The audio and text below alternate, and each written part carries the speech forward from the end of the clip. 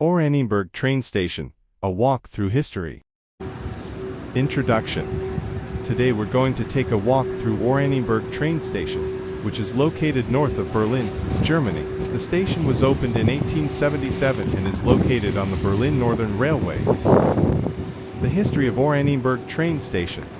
The station has a long and rich history. It was originally built as a way to connect Berlin to the Baltic Sea. The station quickly became an important transportation hub, and it was used by both passengers and freight. In the early 20th century, the station was expanded and modernized. A new train shed was built, and the platforms were lengthened. The station also became a popular destination for tourists who came to visit the nearby Oranienburg Palace. World War II. Oranienburg played a significant role in World War II. The Nazis used the station to deport Jews and other prisoners to the Sachsenhausen concentration camp, which was located just a few kilometers away. The deportation of Jews and other prisoners. The deportations from Oranienburg began in 1942. Jews from all over Germany were brought to the station and then loaded onto trains bound for Sachsenhausen. The conditions on these trains were horrific, and many prisoners died en route to the camp. Sachsenhausen concentration camp. Sachsenhausen was a concentration camp established in 1936. Over 200,000 prisoners were held at the camp, including Jews, political prisoners, and Soviet prisoners of war. The liberation of Oranienburg. The station was liberated by the Red Army in 1945. After the war, the station was repaired and reopened. The station today.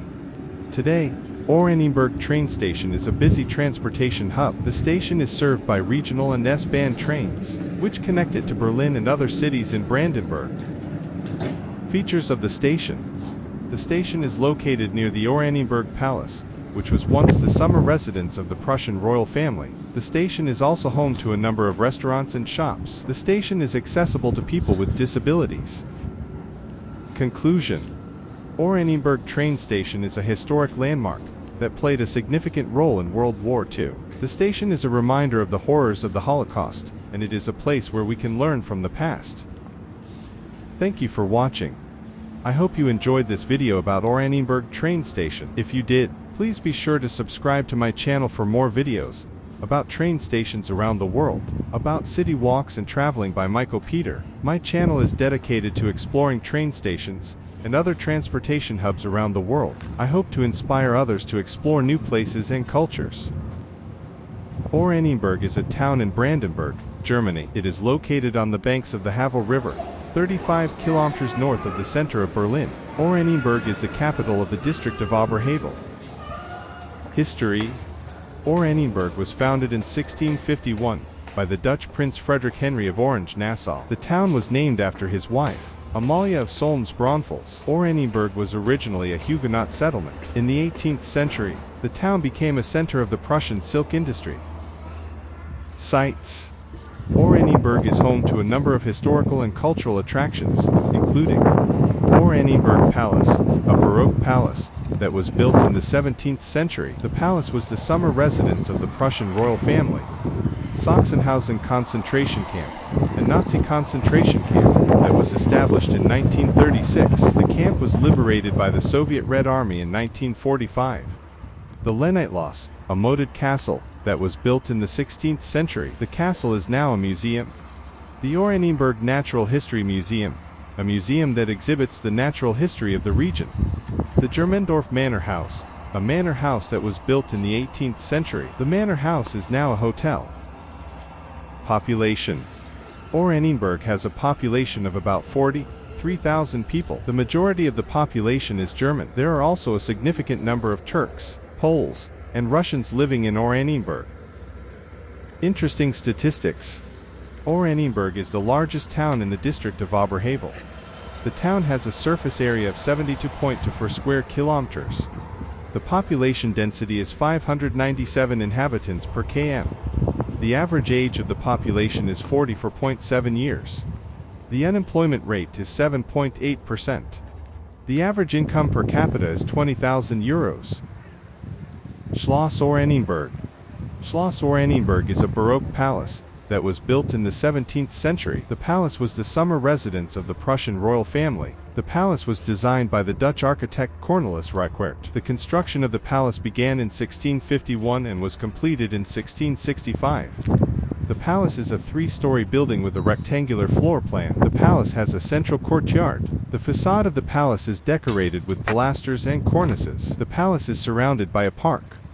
The palace was used as a summer residence by the Prussian royal family until the 19th century. In the 19th century, the palace was used as a military academy. After the Second World War, the palace was used as a hospital. The palace is now a museum. The museum exhibits the history of the palace and the town of Oranienburg. The museum also exhibits a collection of art and furniture.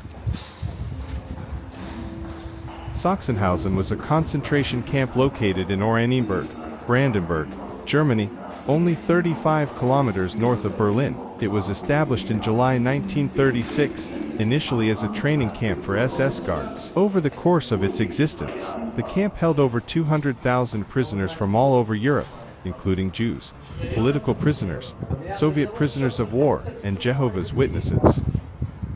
The prisoners in Sachsenhausen were subjected to horrific conditions. They were forced to work long hours in dangerous and unhealthy conditions, and they were often beaten, tortured, and murdered. Many prisoners died from starvation, disease, or overwork. In addition to the main camp, Sachsenhausen had a number of subcamps, including a women's camp, a camp for Soviet prisoners of war, and a camp for incorrigible prisoners. The conditions in these subcamps were even worse than those in the main camp. The camp was liberated by the Red Army on April the 22nd, 1945. By that time, over 30,000 prisoners had died in the camp. Sachsenhausen is now a memorial site and museum. It is important to remember the atrocities that were committed at Sachsenhausen and to fight against all forms of intolerance and discrimination. The following are some of the atrocities committed by the Nazis at Sachsenhausen. Prisoners were forced to work long hours in dangerous and unhealthy conditions, often resulting in death. Prisoners were subjected to medical experiments, including testing of new drugs and treatments. Prisoners were beaten, tortured, and murdered. Many prisoners died from starvation, disease, or overwork.